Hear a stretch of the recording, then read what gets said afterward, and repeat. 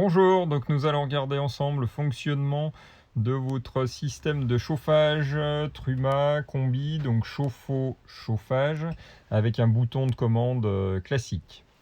Donc, à chaque fois, votre appareil va être piloté par ce bouton que vous allez retrouver dans votre véhicule. Donc, il y a deux boutons, on va dire. Il y a un bouton circulaire donc qui va permettre de sélectionner différents modes. Et puis, il y a un bouton ici central qui est en fait le thermostat pour le chauffage. Donc, premièrement, on va tourner donc le bouton circulaire, la petite bague là qui est autour, et on va pouvoir sélectionner différents modes. Le premier mode, on va dire que ça va être un mode plutôt été vers le haut, où on va pouvoir sélectionner de l'eau chaude à 40, ou ici de l'eau chaude à 60.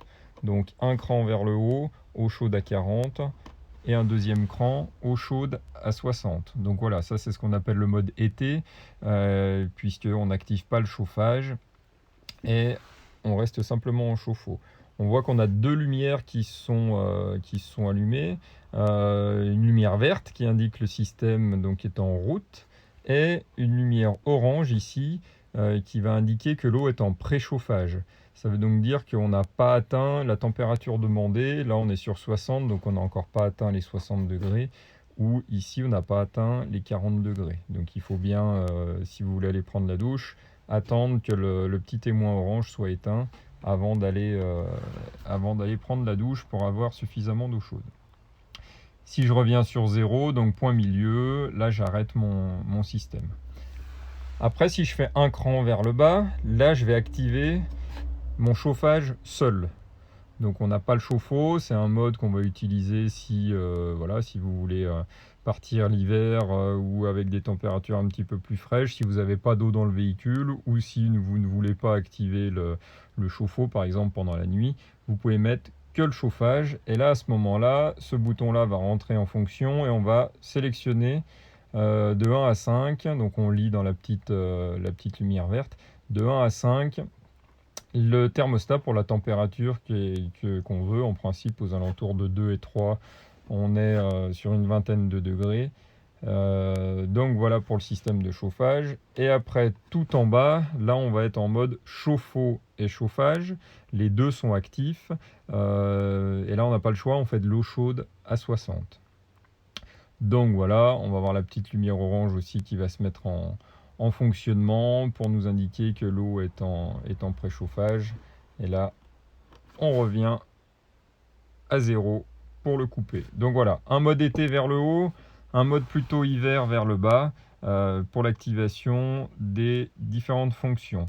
Ensuite, je vais simplement vous parler d'un point complémentaire ici. Donc ça, c'est une vanne que vous allez retrouver à chaque fois dans votre véhicule, qui est une vanne pour le système pour protéger le chauffe-eau. Il y a il y a un volume d'eau dans une cuve en inox qui craint le gel.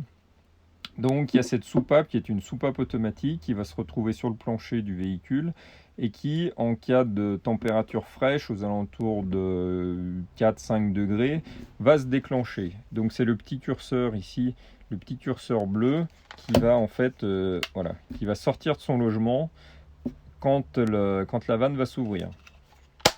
Tac, s'il est comme ça, s'il est sorti, c'est que la vanne est ouverte et à ce moment-là, l'eau va couler par le petit tuyau blanc ici, elle va couler par terre, donc votre circuit d'eau n'est plus fermé. Donc si vous ouvrez les robinets, l'eau va couler au sol.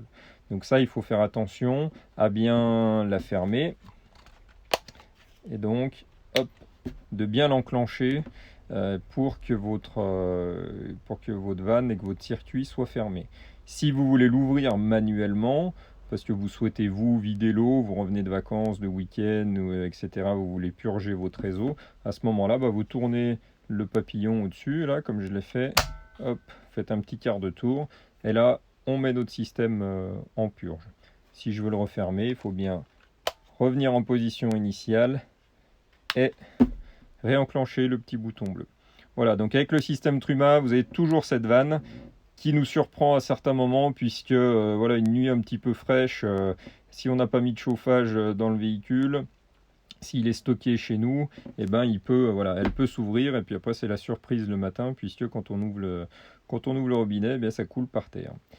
Donc voilà pour le système de chauffage Truma.